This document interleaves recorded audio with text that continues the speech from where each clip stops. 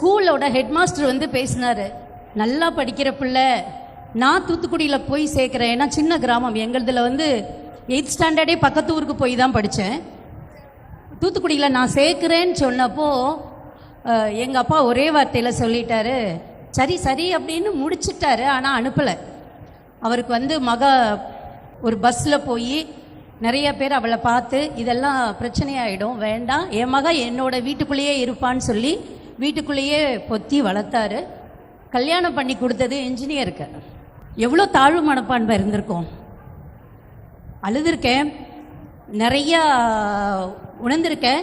இதில் உங்களுக்கு சுருக்கமாக ஒரு வார்த்தையில் அந்த வேதனையை சொல்லணும் அப்படின்னா, நிறைய நாள் கனவு வரும். எது வரைக்கும்னா, இப்போ கொரோனா பீரியட் வந்துச்சு இல்லையா, அதுக்கு முன்னாடி வரைக்கும் எனக்கு ஒரு கனவு வரும், எங்கேயோ போய் நான் நிற்கிறேன் படிக்கிறதுக்காக, அட்மிஷனுக்காகன்னு. அந்த அளவுக்கு ஏங்கியிருக்கேன். இந்த மாதிரி ஒரு கல்லூரிக்கு வரமாட்டோமா, படிக்க மாட்டோமான்னு. அதெல்லாம் உங்களுக்கு கிடைச்சிருக்கு. நீங்கள்லாம் பிளெஸ்டு. உங்கள் அப்பா அம்மா வந்து உங்களுக்கு அந்த கவலையை கொடுத்துருக்காங்க. கம்ப்யூட்டரை ஆஃப் பண்ணி ஆன் பண்ண தெரியாது. எங்கள் வீட்டில் என் மச்சினங்களும் 3 பேருமே, அவங்க 3 பேருமே இன்ஜினியர்ஸு.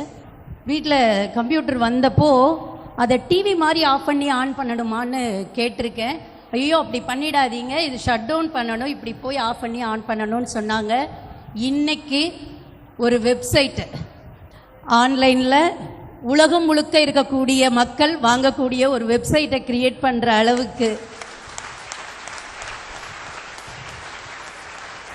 தேடல் மட்டுமே காரணம், அவமானங்கள் மட்டுமே காரணம்.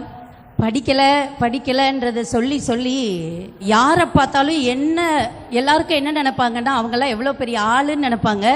என்னோட எண்ணம் முழுக்க அவங்க என்ன படிச்சிருப்பாங்க அப்படின்றது மட்டுமே இருக்கும். படிப்பு அவ்வளோ முக்கியம் வாழ்க்கைக்கு. அதுக்கப்புறம் 3 பிள்ளைங்களை பெற்று அவங்க ஸ்கூலுக்கு போக விட்டு பையனை எல்கேஜிக்கு அனுப்பிட்டு நான் கரஸில் பிபிஏ பண்ணேன், அதையும் விடலை. அந்த கஷ்டப்பட்டு, அதுவும் என்னுடைய கணவர் என்ன சொன்னார்னா, நீ தமிழில் எடுக்கிறேன்னா படிக்காத, தேவையே இல்லை, இங்கிலீஷில் எடுத்து படிக்கிறேன்னா படினாரு. ஸோ அதுவும் ரொம்ப ஒரு கஷ்டமாக தான் இருந்தது. இருந்தாலும் படித்து முடிச்சுட்டு, ஆனால் அந்த படிப்பு கொடுத்த ஒரு மன தைரியம் மட்டுமேன்னு சொல்லுவேன், அடுத்தடுத்து வெளியில் வர்றதுக்கு ஒரு காரணமாக இருந்தது. ஸோ படிப்பு அவ்வளோ இம்பார்ட்டண்ட், வாழ்க்கையில் விட்டுறாதீங்க. நீங்கள் சொன்னீங்க, நான் ஏதோ பள்ளிக்கூடத்தில் ஒரு காலேஜில் படிக்கிறதுக்காக லைனில் நிற்கிற மாதிரி கனவு வரும்னு. எனக்கு தெரிஞ்ச அந்த கனவு இந்த கல்லூரியில் விருது வாங்குறதுக்கான கனவாக இருந்தது. நேற்று இதுக்கான போஸ்ட் வந்த உடனேயே எங்கள் ஃபேமிலி குரூப்பில் போட்ட உடனே என் பொண்ணு சொன்னா, சாதிச்சிட்டிங்கம்மா. நான்